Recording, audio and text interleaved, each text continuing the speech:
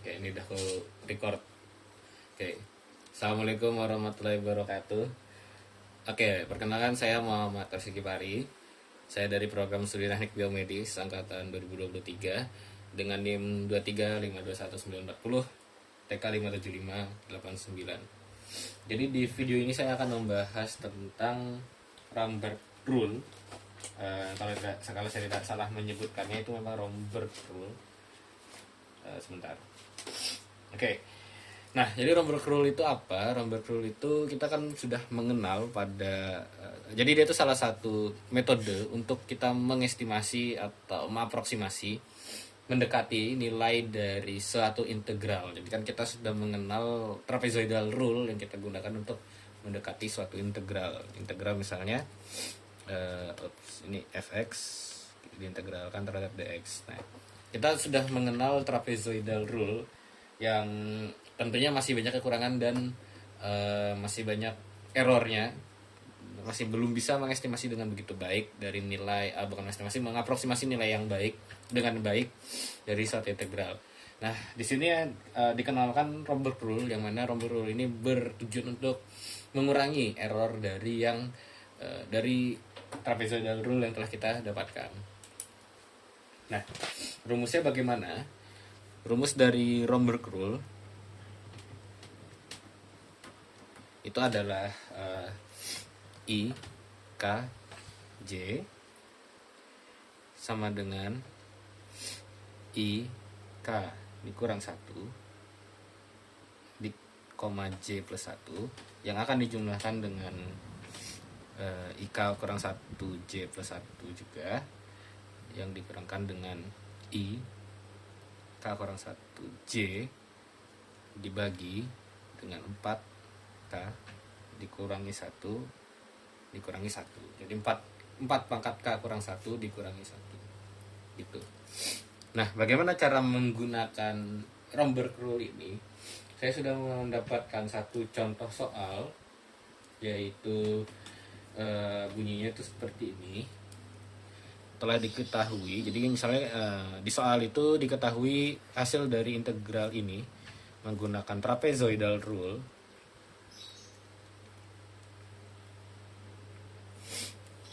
Yakni segmen 1, 2, dan 4 itu menghasilkan di segmen 1 adalah 5,3460.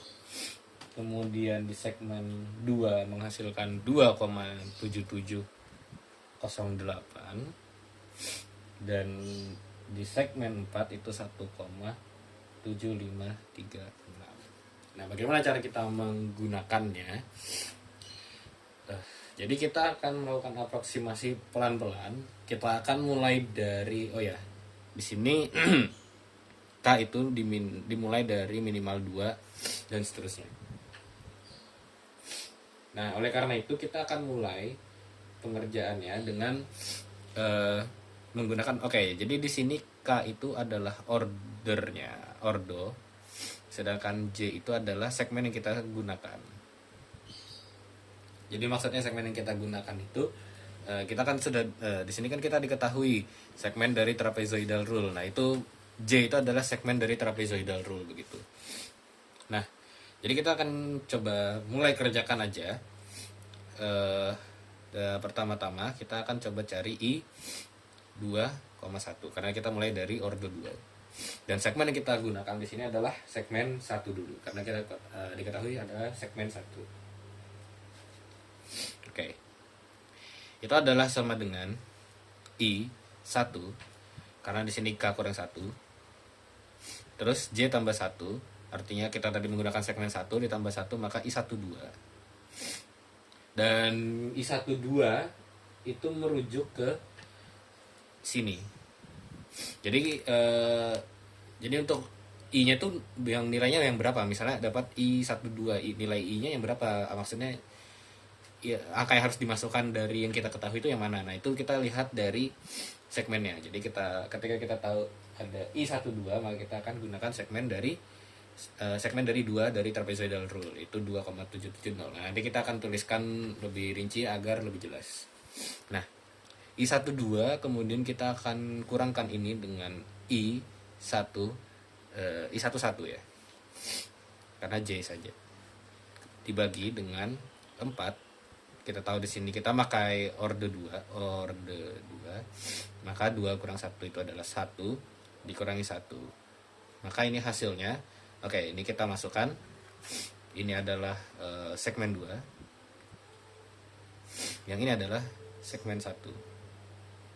Dan segmen ini kembali saya jelaskan bahwa ini akan merujuk ke dua segmen yang sudah kita ketahui di trapezoidal rule. Sehingga kita masukkan saja angkanya 2,7708 dikurangi dengan 5,3460, dan 4 dikurangi 1 itu hasilnya 3. Dan ini hasilnya adalah oke. Oh ya, maaf, ini ditambah ya. Sorry. Ini ada sama dengan, maaf saya lupa menjumlahkan. Di sini ada jumlahan dari I berapa ini? I12 ya, I12 ya, tambah I12. Ini juga tambah I12 itu artinya 2,7708. Oke. Ini berarti hasilnya sudah. Hasilnya adalah 1,9124. Oke, ini adalah I21. Itu orde 2 dengan segmen 1. Nah, berikutnya kita akan coba lihat bagaimana dengan I2, orde 2, tapi kita gunakan segmen 2.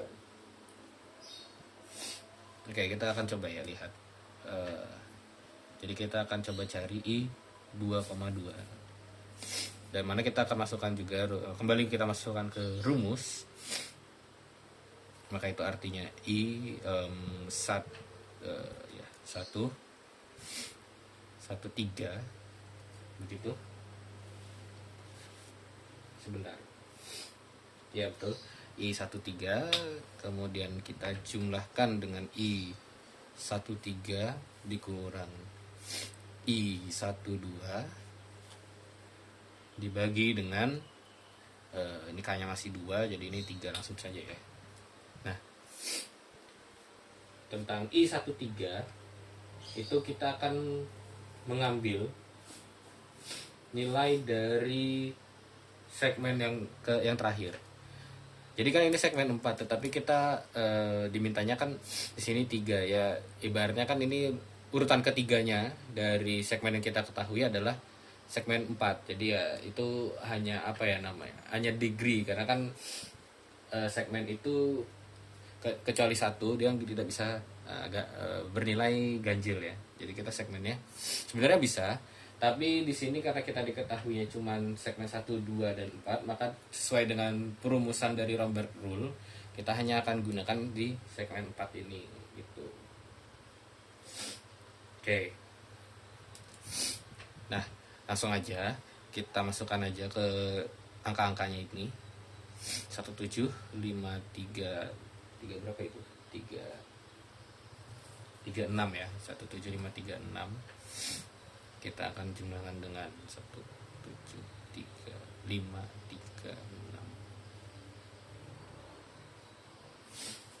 dikurangi dengan 2,7708 dibagi dengan 3. Dan ini hasilnya adalah 14145. Nah, oke. Kemudian kita akan lanjutkan dengan orde 3. Jadi kan setelah orde 2 kita akan lanjut ke orde 3 dalam penyelesaian Romberg rule ini. Nanti akan dijelaskan kenapa kita butuh orde 3. Jadi langsung aja kita kerjain ke orde 3. Orde 3. Kita mulai dari I31 ya. Kita mulai dari segmen 1. Sama dengan itu artinya kita akan kerjakan dari K-nya berarti 3 ya.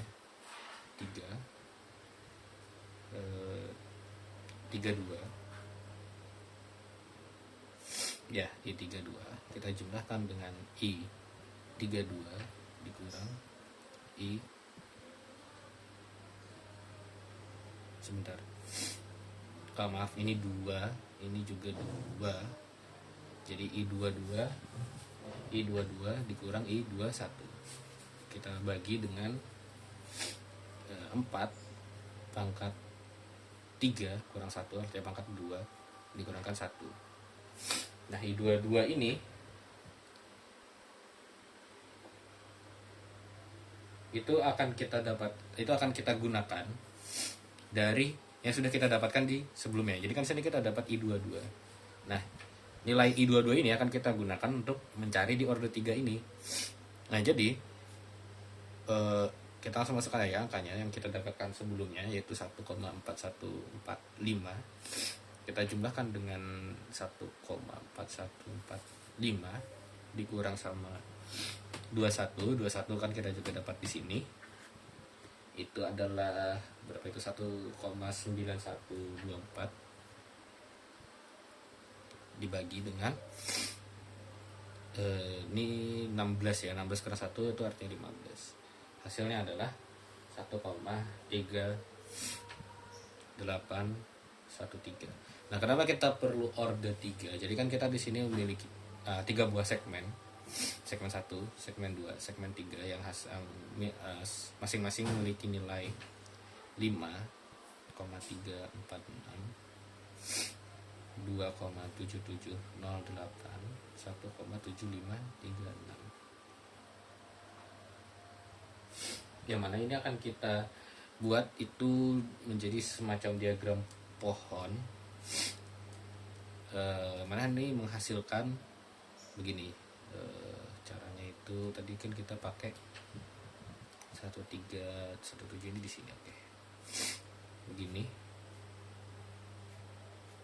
Nah, di sini kita menghasilkan 1,914 14145. Kemudian yang 2 ini kita gunakan sehingga kita menghasilkan 1,3813. Nah, diagram pohon ini menjelaskan kenapa kita akan menggunakan order 2 dan order 3. Karena di order 3 kita akan menghasilkan satu buah nilai saja. Jadi tidak ada pasangan nilai. Karena kita sudah menggunakan 2 angka ini. Nah, jadi ketika kita sudah mendapatkan satu angka melalui diagram pohon ini, maka kemungkinan besar itulah hasil dari aproksimasi menggunakan Romberg rule. Begitu.